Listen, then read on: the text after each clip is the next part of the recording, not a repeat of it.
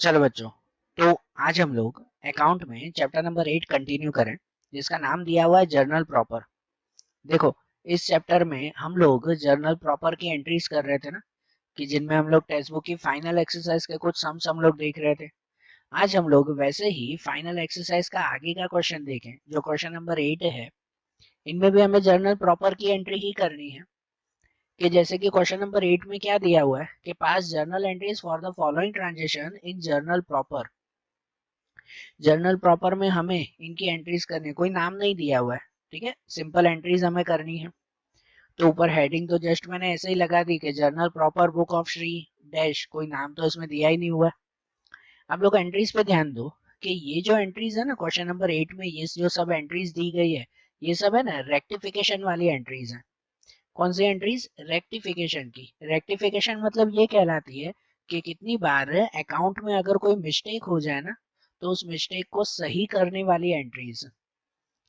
ठीक है, अकाउंटिंग में मिस्टेक भी तो हो ही सकती है ना यार, कि किसी एक के अकाउंट में लिखना था, गलती से दूसरे के अकाउंट में लिख दिया, दूसरे के नाम में लिख दिया, वो है कि नहीं, डेबिट की जगह क्रेडिट में लिख दिया गलती से।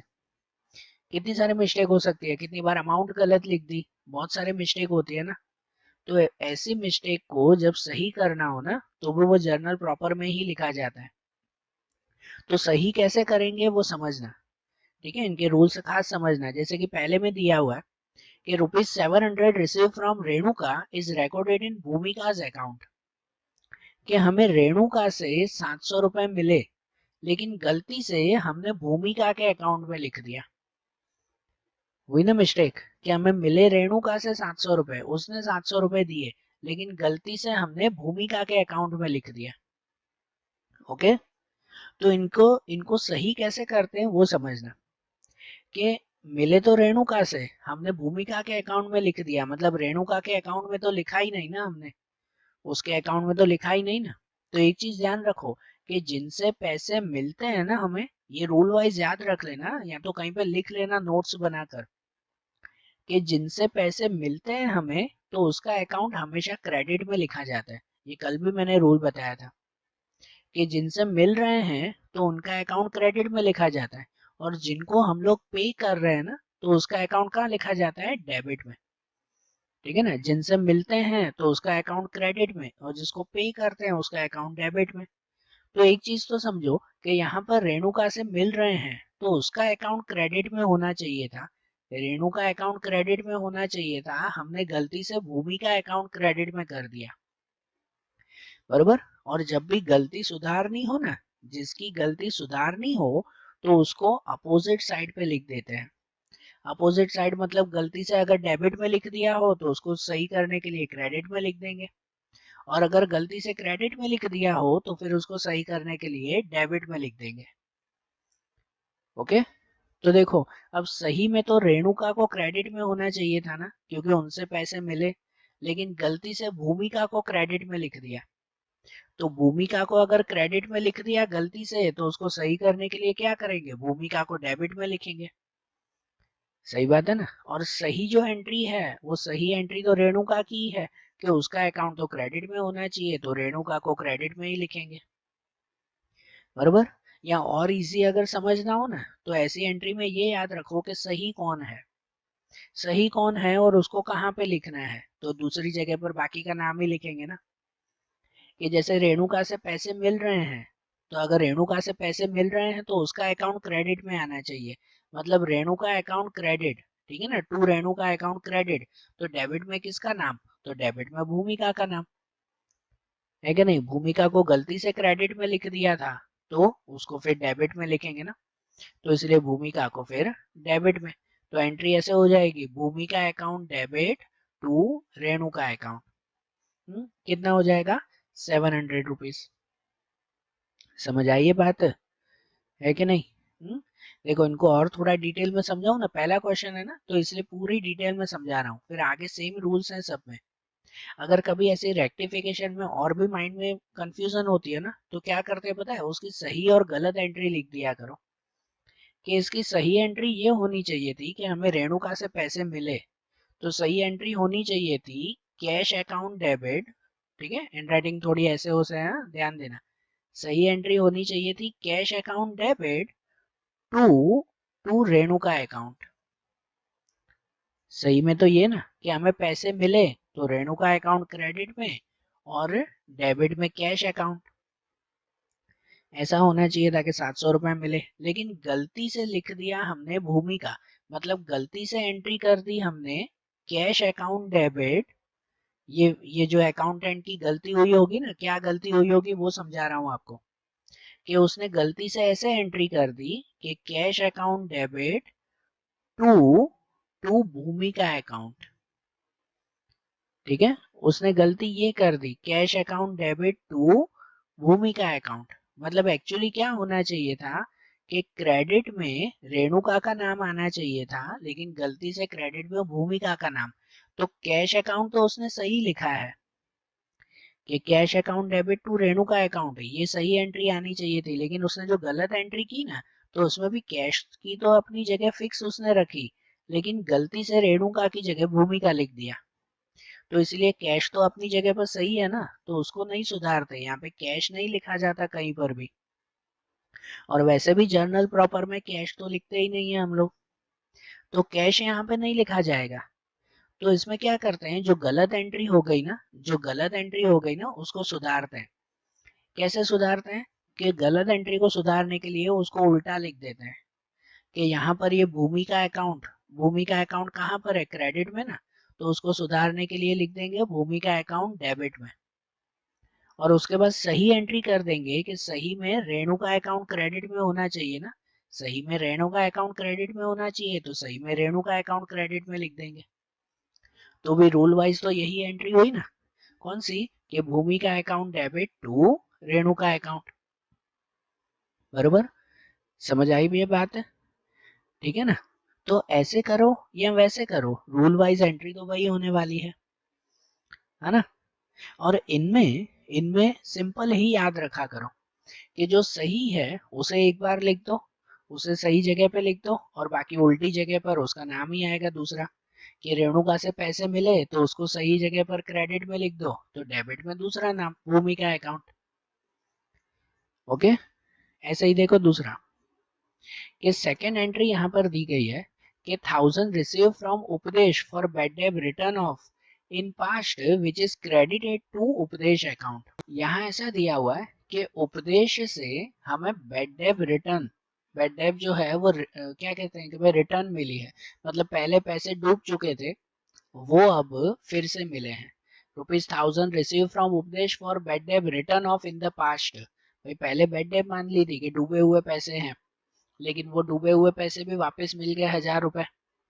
तो इनका रूल ऐसा आता है कि जब भी डूबे हुए पैसे वापस मिलते हो ना, तब उस वक्त जो है किसी का भी नाम नहीं लिखते। किसी से भी पैसे मिले हो ना, भले उपदेश से मिले या किसी से भी मिले, जब भी डूबे हुए पैसे वापस मिलते हो तो किसी का भी नाम नहीं लिखा जाता है। उसकी एंट्री कैसे करते हैं पता है, करेक्ट एंट्री, ये जस्ट रफ में बता रहा हूँ कि अगर डूबे हुए पैसे वापस मिलते हैं तो उसकी एंट्री करते हैं कि कैश अकाउंट डेबिट। ठीक है, ये just correct entry, journal entry बता रहा हूँ कि cash account debit to to bad debt return account. क्या लिखते हैं, बैड डेब रिटर्न। क्रेडिट में क्या लिखा जाता है, बैड डेब रिटर्न अकाउंट। तो ये क्या कह रहे हैं पता है, कि जो 1000 रुपीज मिले ना, तो वो लिख रहे हैं विच is credited to Upadesh account.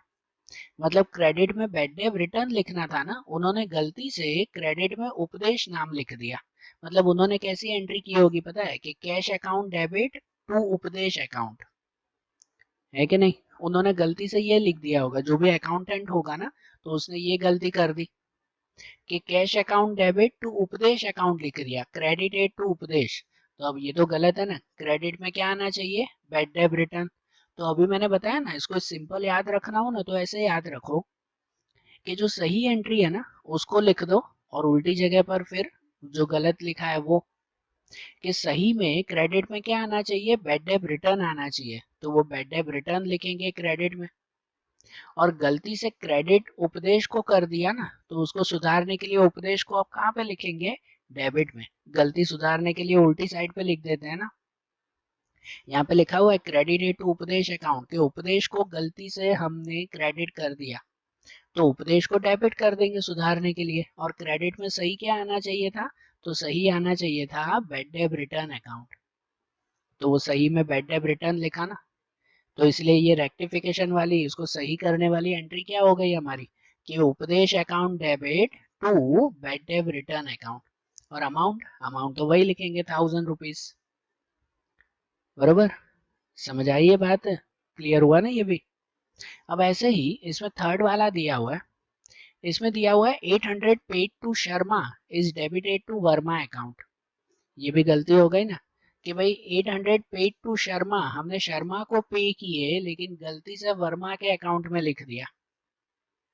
तो इसमें कैसे, अब देखो यहाँ पे पे कर रहे हैं, पेड, तो अभी मैंने रूल बताया कि किसी को भी पे करो तो उसका नाम कहाँ लिखा जाता है, डेबिट में या क्रेडिट में, कहाँ लिखा जाता है, तो डेबिट में लिखा जाता है ना, जिसको भी पे करो ना तो उसका नाम डेबिट में लिखा जाता है। मतलब कि ये शर्मा अकाउंट डेबिट में आना चाहिए था, शर्मा अकाउंट कहाँ आना चाहिए था, डेबिट में, तो शर्मा अकाउंट सही डेबिट में आना चाहिए था, तो उसको तो डेबिट में ही लिखे ना सही, और क्रेडिट में क्या लिख दें, तो क्रेडिट में वर्मा लिख दें, जो गलत है वो, क्योंकि यहाँ पे लिखा हुआ है कि गलती से डेबिटेड टू वर्मा अकाउंट, हमने वर्मा अकाउंट में गलती से डेबिट कर दिया, तो वर्मा अकाउंट में डेबिट अगर कर दिया तो उसको सुधारने के लिए वर्मा अकाउंट कहाँ लिखना पड़ेगा, क्रेडिट में लिखना पड़ेगा ना, बरोबर ना, गलती से वर्मा अकाउंट डेबिट कर दिया तो अब वर्मा अकाउंट सही करने के लिए क्रेडिट में लिखेंगे, और डेबिट में जो एक्चुअल सही है वो लिख दें, कि एक्चुअल हमने किसको दिए, शर्मा को दिए ना, तो वो शर्मा अकाउंट डेबिट में। ठीक है, ये थोड़ा कॉम्प्लेक्स है हाँ, पर रूल ध्यान रखना कि जिसको पे कर रहे हैं वो नाम डेबिट में आना चाहिए, तो शर्मा अकाउंट डेबिट में आना चाहिए, तो वो शर्मा अकाउंट डेबिट में, यहाँ शर्मा आएगा ना, शर्म लिख दिया मैंने शर्म नहीं, शर्मा अकाउंट डेबिट, और क्रेडिट में आ जाएगा ये वर्मा अकाउंट। ओके, अमाउंट वही 8000 रुपीज, क्लियर। अब वैसे ही दूसरा आता है, वो आता है क्वेश्चन नंबर 4 में, 1200 paid for insurance premium is debited to drawings account, कि हमने इंश्योरेंस प्रीमियम पे किया है लेकिन गलती से वो हमने ड्राइंग अकाउंट में लिख दिया। देखो, इंश्योरेंस प्रीमियम पे किया ना, तो ये लाइफ इंश्योरेंस नहीं है, लाइफ इंश्योरेंस होता है ना तो हम लोग डेबिट में ड्राइंग्स अकाउंट लिखते हैं, क्योंकि लाइफ इंश्योरेंस पर्सनली हो जाता है, ठीक है ना, पर्सनल यूज के लिए, तो फिर ड्राइंग अकाउंट लिखा जाता है, लेकिन ये लाइफ इंश्योरेंस नहीं, नॉर्मल इंश्योरेंस है, जो गलती से डेबिटेड टू ड्राइंग अकाउंट, गलती से हमने ड्राइंग अकाउंट के डेबिट में लिख दिया, तो सुधारने के लिए क्या करना चाहिए, कि सही में तो इंश्योरेंस प्रीमियम ही डेबिट में होना चाहिए ना, ड्राइंग अकाउंट तो गलती से डेबिट में लिख दिया, तो सही में तो इंश्योरेंस प्रीमियम ही डेबिट में होना चाहिए, तो इंश्योरेंस प्रीमियम को ही हम लोग डेबिट में लिखेंगे, कि इंश्योरेंस प्रीमियम अकाउंट डेबिट, सही तो वही होना चाहिए ना, और गलती से जो हमने ड्राइंग अकाउंट डेबिट कर दिया, तो अब सुधारने के लिए ड्राइंग अकाउंट कहाँ पे लिख देंगे, क्रेडिट में, गलती से हमने ड्राइंग अकाउंट डेबिट में लिखा ना, तो उसको सुधारने के लिए अब ड्राइंग अकाउंट क्रेडिट में लिखेंगे, तो ड्राइंग अकाउंट क्रेडिट में टू ड्राइंग अकाउंट। समझे, कि जो इंश्योरेंस प्रीमियम करेक्ट है तो वो तो करेक्ट डेबिट में ही होना चाहिए था, इंश्योरेंस प्रीमियम अकाउंट डेबिट, और जो ड्राइंग अकाउंट गलती से डेबिट में लिख दिया तो उसको क्या किया जाएगा, ड्राइंग अकाउंट क्रेडिट में लिखेंगे, कि टू ड्राइंग अकाउंट कितना, तो ये 1200 रुपीज, बरोबर, समझ आई ये बात। और ऐसे ही इसमें ये फिफ्थ वाले एंट्रीज भी देखें, कि इसमें दिया हुआ है old furniture of 6000 of business sold for ₹5800। हाँ, अब ये रेक्टिफिकेशन वाली एंट्री नहीं, ये कोई मिस्टेक वाली एंट्री नहीं, नॉर्मल एंट्री है, पर थोड़ी लॉजिकल है, समझना। यहाँ ऐसा दिया हुआ है कि हमारा कोई पुराना फर्नीचर था 6000 रुपए का, जो हमने 5800 रुपए में बेचा है। कितने का फर्नीचर था, 6000 का, जो 5800 में बेचा। तो देखो, हम कुछ भी चीज बेचते हैं तो हमें क्या मिलता है, उसमें कैश मिलता है, हमें 5800 रुपए कैश मिले ना, लेकिन कैश की एंट्री तो जर्नल प्रॉपर में करते ही नहीं है हम लोग, नहीं करते ना, कैश की एंट्री आती है इसमें, नहीं आती है, इसमें तो हम लोग सिर्फ और सिर्फ कैश के अलावा की एंट्रीज करते हैं ना, तो जो 5800 रुपए मिले ना उसकी एंट्री यहाँ नहीं करनी है, लेकिन पता है 6000 का फर्नीचर हमने 5800 में बेचा, तो 200 रुपए का लॉस हुआ है, हुआ कि नहीं, 200 रुपए का लॉस हुआ तो वो लॉस की एंट्री हम लोग करेंगे। ठीक है, ये लॉजिक समझना बेटा, यहाँ पर हम लोग लॉस की एंट्री करेंगे, फर्नीचर वाली एंट्री नहीं, सॉरी जो कैश मिला उसकी एंट्री नहीं। तो सिर्फ 200 रुपए की एंट्री होगी यहाँ पर। तो उसकी एंट्री कैसे करेंगे कि जो लॉस हुआ तो वो लॉस को डेबिट में लिखते हैं ना, हमेशा एक्सपेंस और लॉस वो डेबिट में लिखे जाते हैं। तो इसीलिए यहाँ पे लिखा जाएगा कि loss on furniture account debit, loss है तो वो डेबिट में ही, loss on furniture account debit to furniture account. किसके ऊपर लॉस हुआ, तो फर्नीचर के ऊपर ही ना। तो loss on furniture account debit to furniture account, कितना लिखेंगे, तो 200 रुपीज, 200 रुपए का लॉस हुआ ना सिर्फ। समझ आई बात है। यहाँ पर जो 5800 कैश मिला है ना, वो कैश की एंट्री यहाँ पे नहीं करेंगे, ये ध्यान रखना, उसको मत लिख देना यहाँ पर। Okay, clear. देखो अब जैसे ये क्वेश्चन नंबर 8 देखा ना, अब ऐसे ही इसमें फाइनल एक्सरसाइज का क्वेश्चन नंबर 9 देखें। अब क्वेश्चन नंबर 9 में आपका क्या दिया हुआ है, इसमें लिखा हुआ पास journal entries for closing of the following accounts. हाँ अब ये ध्यान दो, ये आपके चैप्टर का एक नया पॉइंट है। ठीक है, तो उससे लिए पहले थोड़ी एक थियरी भी समझ लें। यहाँ पर हमें अकाउंट की क्लोजिंग एंट्री करनी है। तो क्लोजिंग एंट्री क्या होती है वो समझते हैं, पहले थोड़ी थियरी समझे, तो इनमें ये बात समझ में पड़ेगी। देखो आपको पता है जब भी हम लोग अकाउंट लिखते हैं ना, ये बात पहले भी बताई तो थी, जस्ट बता रहा हूँ कि जब भी कोई अकाउंट लिखते हैं तो उनमें सबसे पहला स्टेप होता है नॉर्मल जर्नल एंट्रीज लिखना या तो सब्सिडियरी बुक्स बनाना। ये अकाउंटेंट की अपनी मर्जी होती है, वो जैसे चाहे वैसे बनाए, या तो जर्नल एंट्री लिखता है या तो सब्सिडियरी बुक्स। वो जो बुक्स बन जाती है ना, या जैसे जर्नल एंट्री या सब्सिडियरी बुक्स कुछ भी जो भी बनता हो ना, उन पर से फिर होती है लेजर पोस्टिंग। ये हम लोग इसके बाद वाले चैप्टर में सीखेंगे। उसमें लेजर पोस्टिंग होती है, मतलब हर एक चीज के लिए अलग अलग अकाउंट बनता है। बराबर, लेजर है ना, एक बुक होती है, लेजर बुक होती है एक, कि जिसमें जो भी ट्रांजेक्शन होता हो ना, हर ट्रांजेक्शन के लिए एक पेज बनाया जाता है। उस पेज को कहते हैं उसका अकाउंट। कि भाई सैलरी दी है तो सैलरी के लिए उस बुक में एक अलग पेज होता है, कि जिसमें लिखा होता है पूरे पूरे साल में किसको किसको कितनी कितनी सैलरी दी। अगर कमीशन मिली हो या दी हो तो उस कमीशन के लिए एक पेज होता है, कि जिसमें लिखा हुआ होता है पूरे साल में कितनी कितनी कमीशन मिली या कितनी कितनी कमीशन दी है हमने। ठीक है, तो हर एक के लिए एक एक पेज बना हुआ होता है जिसे लेजर कहते हैं। और वो जो पेज बना हुआ होता है ना, उस पेज के एंड में, फिर साल के एंड में उसका बैलेंस मिलता है। कि साल के एंड में पता चलता है कि भाई अब कितनी कमीशन देना बाकी है या लेना बाकी है, या सब सब क्लियर है ना, वो पता चलता है ना साल के एंड में। फिर वो जो भी बैलेंस बचता है ना, जिसका भी, समझो कोई पर्सन को दिया हो कि XYZ कोई भी पर्सन हो, तो उस पर्सन के लिए एक पेज बनता है, उस बुक में एक पेज होता है, कि जिसमें लिखा हुआ होता है ऊपर कि ये XYZ अकाउंट। ठीक है, वो लेजर में सीखेंगे हम लोग कि XYZ अकाउंट लिखा हुआ होता है, कि जिसमें पूरे साल में उस XYZ के साथ क्या क्या ट्रांजेक्शन्स हुए वो सब उसमें लिखे हुए होते हैं। कि XYZ को हमने कितने कितने पैसे दिए, कितने कितने उससे लिए हैं, या कितना सामान बेचा, या उससे क्या क्या ट्रांजेक्शन्स हुए, वो सब उसमें लिखा हुआ होता है इस पेज में, इस लेजर में। और साल के एंड में, तो साल के एंड में इसका हिसाब किताब लगाया जाता है। बरोबर, साल के एंड में क्या किया जाता है, इसका हिसाब किया जाता है। तो एंड में पता चलता है, एंड में पता चलता है कि अब XYZ को कुछ पैसे देने बाकी है या लेना बाकी है, उसका आखिरी का बैलेंस पता चलता है ना। बरोबर ना। तो वो जो भी बैलेंस मिलता है ना, वो बैलेंस को आगे लेके जाते हैं ट्रायल बैलेंस में। कहाँ लेके जाते हैं, ट्रायल बैलेंस में लेके जाते हैं। इसमें इस लेजर में ये एक थोड़ी पेज होता है, पूरी बुक होती है, उसमें जो है वो ऐसे ऐसे 100 से ज़्यादा अकाउंट्स होते हैं, शायद हज़ारों अकाउंट्स होते हैं। तो वो सभी अकाउंट्स, उनका जो बैलेंस ढूंढ कर, उसका आखिरी का बैलेंस ढूंढ कर वो आगे लेके जाते हैं ट्रायल बैलेंस में। और वो जो ट्रायल बैलेंस मिलता है ना, जिसमें सबका बैलेंस लिखा हुआ होता है, किसको कितने देने बाकी हैं, किसको कितने, किससे कितने लेने बाकी हैं, बरोबर, वो सब बैलेंस वहाँ लिखा हुआ होता है ट्रायल बैलेंस में। और उस ट्रायल बैलेंस पर से फिर बनता है फाइनल अकाउंट।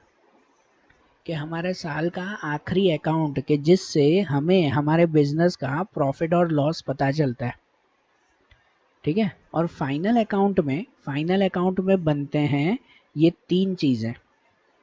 फाइनल अकाउंट के अंदर ये तीन चीज़ें बनाई जाती है। ये फाइनल अकाउंट भी आप लोग जो है वो आपके अकाउंट की पार्ट 2 वाली बुक में बनाना सीखोगे कि फाइनल अकाउंट में तीन चीज़ें बनती है। ट्रेडिंग अकाउंट बनता है, प्रॉफिट एंड लॉस अकाउंट बनता है और बैलेंस शीट बनता है, ठीक है।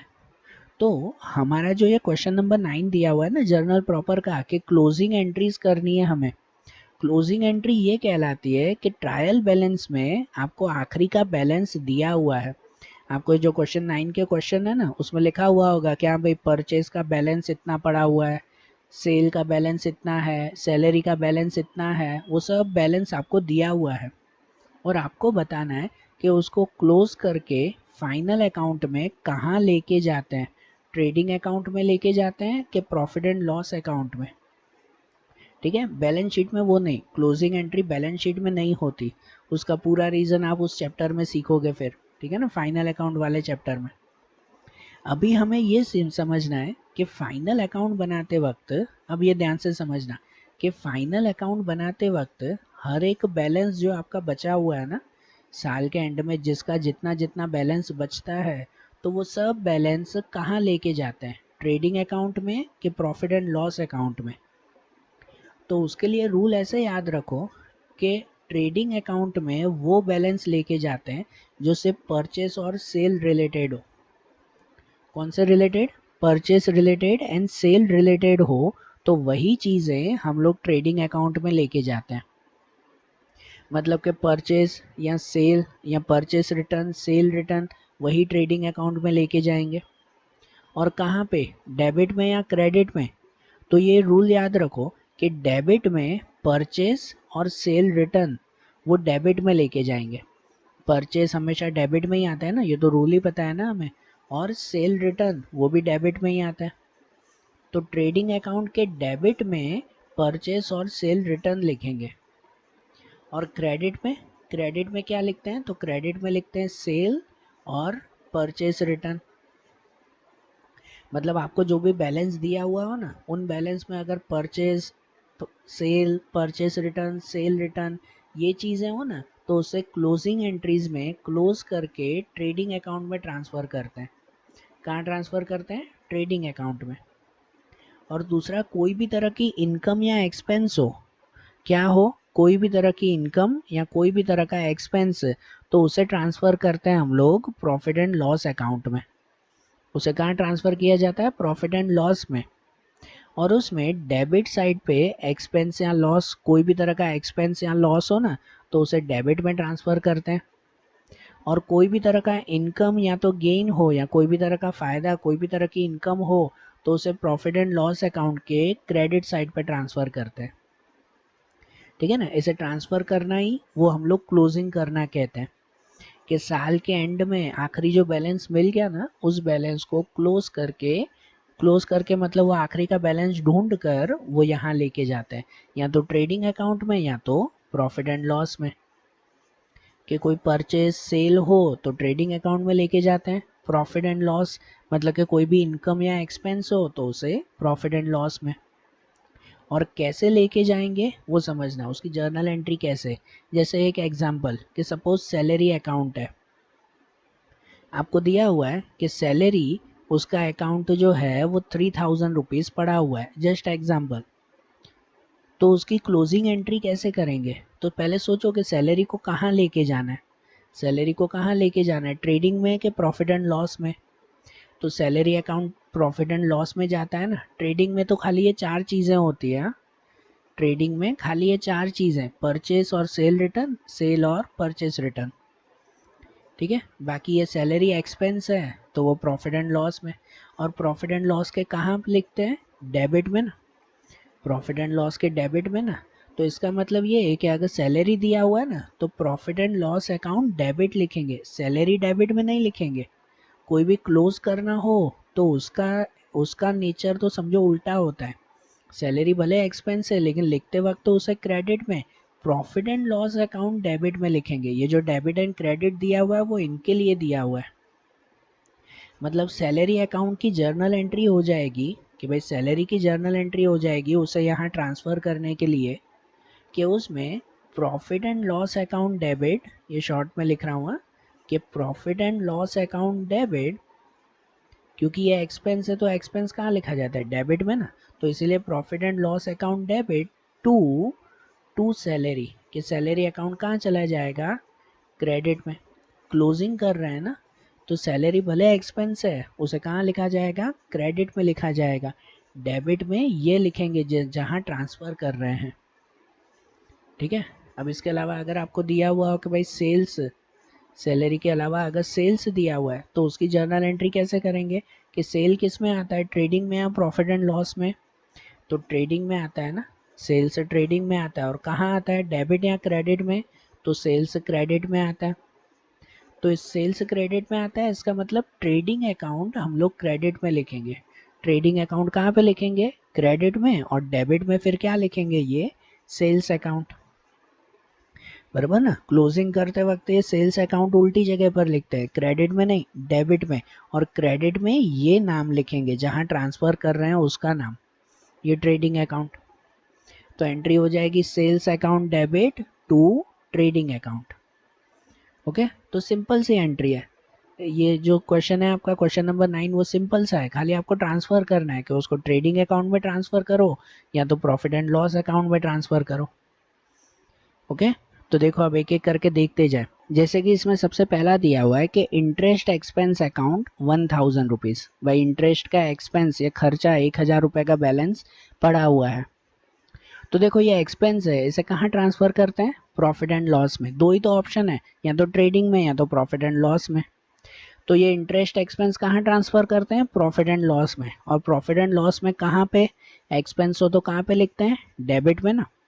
एक्सपेंस हो तो डेबिट में ना, मतलब कि profit and loss account debit में लिखेंगे, और ये एक्सपेंस इंटरेस्ट वो कहाँ पे लिखेंगे, क्रेडिट में। नाम क्रेडिट में लिखते हैं, वो जो डेबिट में लिखा हुआ है मतलब ये profit and loss account debit में लिखना है, ध्यान देना है ऐसे। तो इसका मतलब एंट्री ऐसे हो जाएगी उसकी कि profit and loss account debit to interest account, amount कितनी, 1000 रुपीज़, बराबर। देखो ऐसे ही याद रखते हैं कि ये इंटरेस्ट एक्सपेंस है तो इसे प्रॉफिट एंड लॉस में लेके जाना है, और कहाँ पे, डेबिट में, मतलब कि डेबिट में वो प्रॉफिट एंड लॉस और दूसरी साइड उसका नाम। और यहाँ पे बीइंग में वही लिखते हैं कि interest expense account close and transfer to profit and loss account. सब में बीइंग यही लिखा जाएगा कि भाई ये अकाउंट क्लोज किया और प्रॉफिट एंड लॉस में या तो ट्रेडिंग अकाउंट में ट्रांसफर किया। ओके, जैसे देखो उसमें सेकंड दिया हुआ है कि सेल्स रिटर्न अकाउंट 3000 रुपीज़, दूसरा दिया हुआ है सेल्स रिटर्न 3000 का। तो सेल्स रिटर्न कहाँ पे आता है, तो सेल्स रिटर्न ट्रेडिंग अकाउंट में आता है ना, और ट्रेडिंग अकाउंट में कहाँ लिखते हैं उसे, डेबिट में लिखते हैं। ट्रेडिंग अकाउंट में डेबिट में लिखते हैं ना सेल्स रिटर्न, तो इसीलिए डेबिट में सेल्स रिटर्न नहीं है, डेबिट में फिर क्या लिखेंगे, ट्रेडिंग अकाउंट। या दूसरा सिंपल सा उसे याद रखो ना कि सेल्स रिटर्न कहाँ पे आता है, ट्रेडिंग में आता है। अगर आप ऐसे पूरे डिटेल रूल वाइज अगर कंफ्यूज हो तो ऐसे याद रखो, सेल्स रिटर्न कहाँ पे आता है, ट्रेडिंग अकाउंट में। ट्रेडिंग अकाउंट में कहाँ पे, तो डेबिट में। तो सेल्स रिटर्न को लिख दो उसका उल्टा, क्लोजिंग करने के लिए उल्टा लिखते हैं, तो क्लोजिंग करने के लिए सेल रिटर्न को लिख दो क्रेडिट में, और डेबिट में लिख दो उसका नाम, ट्रेडिंग अकाउंट, बराबर। तो सेल्स रिटर्न वो ट्रेडिंग अकाउंट में ट्रांसफर करेंगे ना, तो उसे लिखेंगे कि trading account debit to sales return account, amount में वही 3000 रुपीज़। ओके, बीइंग में भी वही sales return account close and transfer to trading account, बराबर। फिर उसके बाद थर्ड वाला दिया हुआ है कि जिसमें लिखा हुआ है परचेस रिटर्न अकाउंट 2000 रुपीज़। अब ये दिया हुआ है परचेस रिटर्न, तो परचेज रिटर्न कहाँ लेके जाते हैं, ट्रेडिंग में के प्रॉफिट एंड लॉस में, ट्रेडिंग में। और परचेज रिटर्न अकाउंट कौन सी साइड पे आता है, तो परचेज रिटर्न अकाउंट क्रेडिट में आता है। नहीं तो पहले रूल्स लिख लेना, याद ना हो तो। परचेज रिटर्न अकाउंट क्रेडिट में आता है तो क्लोज करने के लिए उसको कहाँ पे लिखेंगे, डेबिट में। परचेज रिटर्न जनरली क्रेडिट में आता है तो क्लोज करने के लिए उसको डेबिट में लिखेंगे, कि purchase return account debit to trading account, ठीक है ना। डेबिट में परचेस रिटर्न, तो क्रेडिट में कहाँ ट्रांसफर कर रहे हैं, ट्रेडिंग में, वो लिखेंगे। अमाउंट वही 2000 की अमाउंट। ओके, ये सिंपल सा ट्रांसफर वाली जर्नल एंट्रीज है। उसके बाद दिया हुआ है नंबर 4 में कि इंटरेस्ट रिसीव्ड अकाउंट 800 रुपीज, ये इंटरेस्ट रिसीव्ड, तो ये इंटरेस्ट उसे कहाँ पे लिखते हैं, तो उसे लिखते हैं प्रॉफिट एंड लॉस अकाउंट में। कहाँ लिखा जाता है, प्रॉफिट एंड लॉस में। और ये रिसीव्ड मतलब कि इनकम है, तो इनकम कहाँ पे लिखते हैं हम लोग, क्रेडिट में। इनकम कहाँ पे लिखते हैं, क्रेडिट में। तो उसको क्लोज करने के लिए कहाँ पे लिखेंगे हम लोग, डेबिट में लिखेंगे। इंटरेस्ट रिसीव्ड ये इनकम है, तो इनकम जनरली क्रेडिट में लिखी जाती है, लेकिन क्लोज करने के लिए ये इंटरेस्ट रिसीव्ड डेबिट में लिखेंगे कि interest received account debit to profit and loss account. Credit में क्या लिखेंगे कि जहां ट्रांसफर कर रहे हैं उसका नाम, कि प्रॉफिट एंड लॉस अकाउंट हम लोग क्रेडिट में लिखेंगे।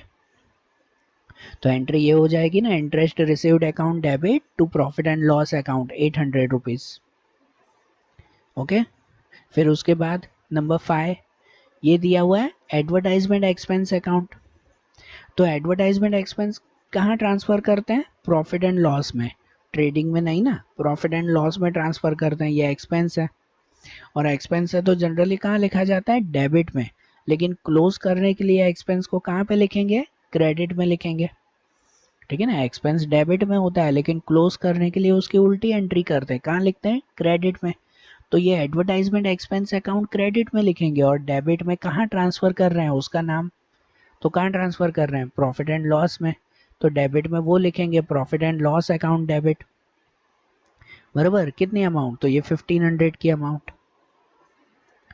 ओके, हुआ क्लियर। फिर ऐसे क्वेश्चन नंबर 6, उसमें दिया हुआ है सैलरी अकाउंट, कि सैलरी अकाउंट 4000 रुपीज। तो ये सैलरी वो कहाँ ट्रांसफर करेंगे, ट्रेडिंग अकाउंट में या प्रॉफिट एंड लॉस में, तो उसे भी प्रॉफिट एंड लॉस में ट्रांसफर करेंगे। एंड सैलरी क्या है, हमारा एक्सपेंस है, तो एक्सपेंस लिखते हैं डेबिट में, लेकिन उसको क्लोज करने के लिए वो लिखा जाएगा कहाँ पे, क्रेडिट में। एक्सपेंस तो डेबिट में लिखते हैं, लेकिन क्लोज करने के लिए उसे क्रेडिट में लिखेंगे। मतलब कि सैलरी अकाउंट लिखेंगे क्रेडिट में, कि टू सैलरी अकाउंट, उसे क्रेडिट में लिखेंगे। और डेबिट में, तो डेबिट में उसका नाम लिखा जाएगा, जहां ट्रांसफर कर रहे हैं उसका नाम ना। तो डेबिट में क्या लिखेंगे, ये प्रॉफिट एंड लॉस अकाउंट। तो एंट्री ये हो जाएगी, profit and loss account debit to salary account, कितना, 4000 रुपीज। ओके, फिर वैसे ही उसमें 7 वाला दिया हुआ है कि डिविडेंड रिसीव्ड अकाउंट 700, ये दिया हुआ है डिविडेंड रिसीव्ड। तो ये डिविडेंड, ये भी तो इनकम है ना, डिविडेंड रिसीव्ड, जो शेयर्स के ऊपर इनकम मिलती है वो डिविडेंड कहलाई। तो ये डिविडेंड रिसीव कहाँ ट्रांसफर करेंगे, प्रॉफिट एंड लॉस अकाउंट में, इसका ट्रांसफर वहां पे होगा ना। और प्रॉफिट एंड लॉस में डिविडेंड रिसीव्ड ये इनकम है ना, तो इनकम कहाँ पे लिखते हैं, क्रेडिट में। इनकम आती है क्रेडिट में, लेकिन क्लोज करने के लिए उसको लिखेंगे डेबिट में। बराबर, इनकम क्रेडिट में आती है, लेकिन क्लोज करने के लिए उसे डेबिट में लिखेंगे। मतलब ये डिविडेंड अकाउंट डेबिट में आएगा, और क्रेडिट में, तो क्रेडिट में उस अकाउंट का नाम क्या लिखेंगे, प्रॉफिट एंड लॉस अकाउंट। बराबर, अमाउंट कितनी लिखेंगे, तो 700 रुपीज। क्लियर। उसके बाद 8th वाली एंट्री, इसमें दिया हुआ है परचेज अकाउंट। तो अब परचेज अकाउंट कहाँ लेते हैं, तो परचेज अकाउंट ट्रांसफर करते हैं हम लोग ट्रेडिंग अकाउंट में, वहां पे ट्रांसफर करते हैं ना ट्रेडिंग अकाउंट में।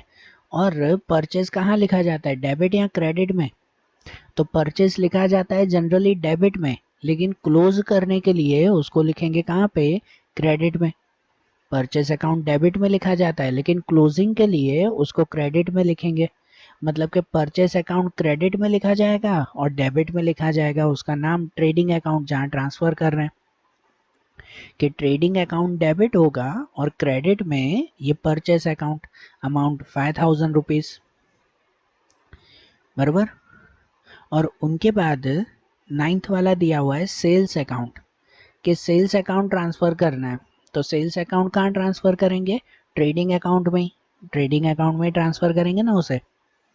और ये ट्रेडिंग अकाउंट में कहाँ लिखा जाता है, तो देखो सेल्स जनरली आता है क्रेडिट में, सेल्स कहाँ पे आता है? क्रेडिट में, लेकिन उसे क्लोज करने के लिए उसको डेबिट में लिखेंगे। सेल्स आता तो क्रेडिट में है, लेकिन क्लोजिंग के लिए उसको डेबिट में लिखेंगे। तो मतलब सेल्स अकाउंट डेबिट होगा, sales account debit to trading account, ऐसे हो जाएगा ना, सेल्स अकाउंट डेबिट में और क्रेडिट में ट्रेडिंग अकाउंट। अमाउंट कितना? तो 10,000 रुपीज। बरोबर, समझ आई है क्लोजिंग एंट्रीज भी? ठीक है, तो देखो यहाँ हमारा ये चैप्टर कंप्लीट हुआ ना, ये जर्नल प्रॉपर के सभी रूल्स, सभी एंट्रीज हमने देखी। और आज जैसे ही हमने एंट्रीज देखी, अब ऐसे ही अकाउंट के दूसरे चैप्टर, दूसरे टॉपिक्स, वो अब हम लोग अगले वीडियोस में देखेंगे। Okay, thank you.